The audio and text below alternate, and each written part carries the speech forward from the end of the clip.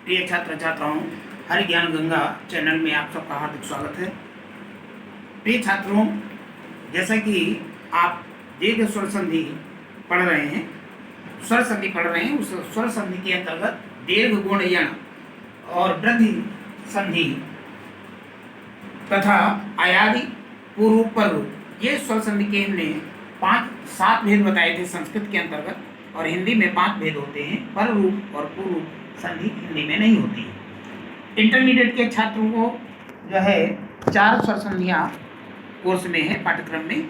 दीर्घ स्वर संधि, गुण स्वर संधि, यण स्वर संधि और अयाद स्वर संधि। उन्हें वृद्धि संधि नहीं पढ़नी है, लेकिन हमने यहाँ पर कंबाइंड में सभी के लिए ये वीडियो बनाए हैं, चाहे वह कॉम्पिटिटिव स्टूडेंट्स हों या इंटरमीडिएट में, हाई स्कूल में पढ़ने वाले। तो जिसके पाठ्यक्रम में जो संधि है वह उस संधि को पढ़ लेंगे, इसलिए अलग अलग वीडियो बना रहे हैं। तो देखिएगा, यण स्वर संधि।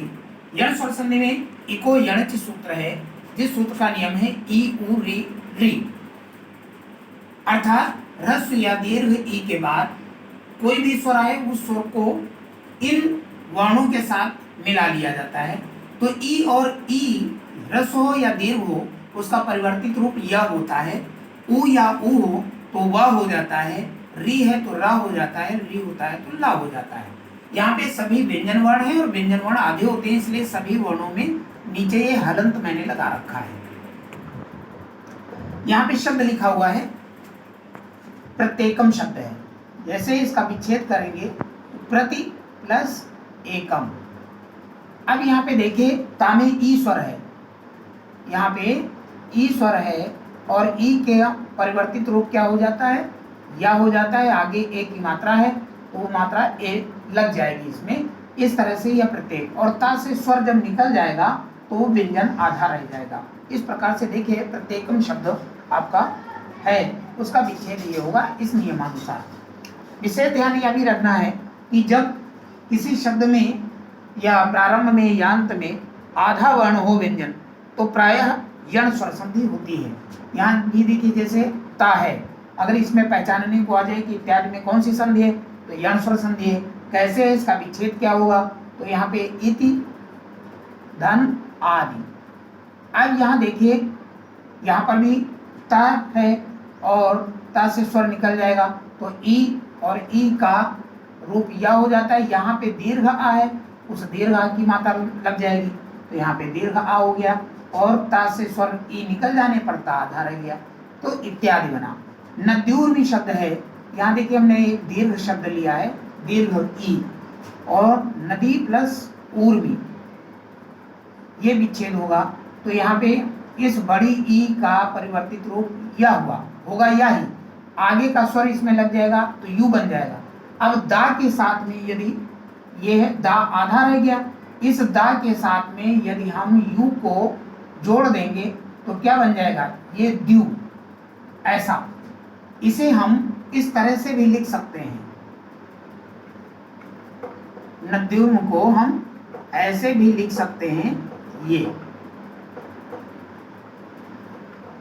अर्थात ये द आधी और द हलंतिक यानी आधा और यू का जो रूप है वो द्यू के रूप में है। तो ऐसे भी लिख सकते हैं, लेकिन देखने में अच्छा नहीं लगता है। शुद्ध या भी है और यह भी है, सही है।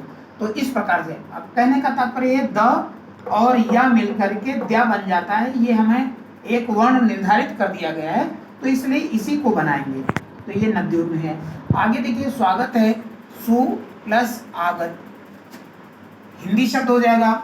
आगतम कर देंगे तो संस्कृत शब्द बन जाएगा स्वागतम। अब यहाँ पे देखिए, उ है, इस सा में उ का क्या हो जाता है, वाह हो जाता है। आगे बड़ा आ है, बड़े आ की मात्रा लग गई, तो यहाँ पे ये बड़ा आ दिख रहा है, और सा से स्वर निकल जाएगा तो सा आधा हो गया। इसी प्रकार से पित्रादेश है, तो पितृ धन आदेश, ये हो जाएगा। अब यहाँ देखिए, री है, री का नियमानुसार क्या हो जाता है, रा हो जाता है, हलंतिक है ना, तो रा। अब यहाँ देखिए, ता आधा हो जाएगा, ता जब आधा हो जाएगा, यहाँ समझिएगा, ये ता आधा हो गया और इसके साथ में रा। अब ये रा तो हलंतिक है, लेकिन बड़े आ की मात्रा इसमें लग जाएगी, तो ये रा पूरी हो जाएगी, बढ़िया की मात्रा के रूप में रा हो गया। अब त के साथ में रा जुड़ा तो क्या हुआ, ता और रा मिलकर त्रा हो जाता है, और आगे मात्रा है बड़ी तो बड़ी मात्रा हो गई। तो ये हमारा त्रा ये निकल आया। ठीक, त्रा दो तरह से लिख सकते हैं, चाहे ता ऐसे लिखिए और चाहे त्रा ऐसे लिखिए। तो ये ध्यान दीजिएगा, लाकृति शब्द है ली प्लस आकृति, यहाँ विच्छेद लगा दो, यहाँ विसर्ग लगा दो, आकृति संस्कृत शब्द हो गया। ली का ला हो जाता है, ये सीधे सीधे यहाँ नियम कह रहा है। तो इस प्रकार से यण स्वर संधि हमने आपको पढ़ाई। यहाँ देखिए आपको ये समझ में आया, इसे लाइक शेयर और सब्सक्राइब करें, अपने अन्य मित्रों को भी शेयर कीजिए ताकि उन्हें इस यण स्वर संधि को समझने में सहायता मिल सके और इसका वह आगामी बोर्ड परीक्षा में भी लाभ उठाएं, कंपटीशन परीक्षा में भी लाभ उठाएं। आगे इसी के साथ में हम आपको अयादि स्वर संधि पढ़ाएंगे। देखिए अयादि स्वर संधि अगला भाग है इसका। तो सूत्र है इसका एचोय वायावह। इस सूत्र के नियमानुसार ए का अय हो जाता है, ए का आय, ओ का औ का आव हो जाता है। जैसे कि शब्द है यहाँ पे ने प्लस अन, ये हो गया नयन। अब यहाँ देखिए ए है, ए हो या अय हो, ठीक है, यहाँ पे ए है और यहाँ पे अगर हम कर देंगे, यहाँ देखिए नए प्लस अक, तो यहाँ पे अय है तो यहाँ नायक हो जाएगा। अब कैसे हुआ, अगर इसको संस्कृत शब्द करना है तो अका हो जाएगा, नायका हो जाएगा। कैसे हुआ, अय का आय, और जब ना में आय जोड़ेंगे तो नाय हो गया। आगे आपका ये जो स्वर है उसी में मिल जाता है, रस्व स्वर है। जैसे यहाँ अगला शब्द है को, विच्छेदित पद, ओ प्लस अना, तो ये हो गया पवना। अब यहाँ देखिए ओ का औ और पा के साथ में औ जुड़ेगा तो औ हो जाएगा। यानी इसी तरह से औ है तो यहाँ जैसे पौ प्लस अका, यहाँ देखिए ये पावका हो जाएगा, पावका। इसमें पा में औ है और औ का आओ हो जाता है और पा के साथ में आओ जुड़ जाएगा तो पाव हो गया, आगे कहा जुड़ गया। हम ये समान स्वर का विच्छेद दिखाया है, असमान स्वर यहाँ दिए दे रहे हैं। जैसे आता है नायिका, देखिए नए प्लस इका, ये शब्द अभी आ वाले स्वर थे, बाद में अब ये ई आया। यहाँ पर अय पहले पद के में देखना है, ए अय ओ औ आता है तो क्रमशः अय आय औ आओ के रूप में परिवर्तन हो जाता है और आगे के पद के प्रारंभ में जो स्वर होता है वो स्वर उसी के साथ जुड़ जाता है। यहाँ पे संयोगवश छोटे आह थे वो उसी में मिल गए, ठीक है। तो उसमें इसी तरह से यहाँ देखिए नए प्लस इका है, अब ये संधि पद क्या होगा इसका, नायिका। कैसे, यहाँ अय का क्या होता है, आय हो जाता है और ना के साथ में जब आय जुड़ेगा तो नाय हो जाएगा और फिर उसके बाद में ये ई है, ई की मात्रा ऐसे जुड़ जाएगी तो नाई हो गया और आगे फिर ये जुड़ गया तो नायिका हो गया। तो इस तरह से यहाँ पर नायिका शब्द है। इसी तरह से जैसे आपका हो जाए गायिका, तो गायिका में भी गय प्लस इका, ये शब्द बन गया गायिका। ये अयादि संधि है।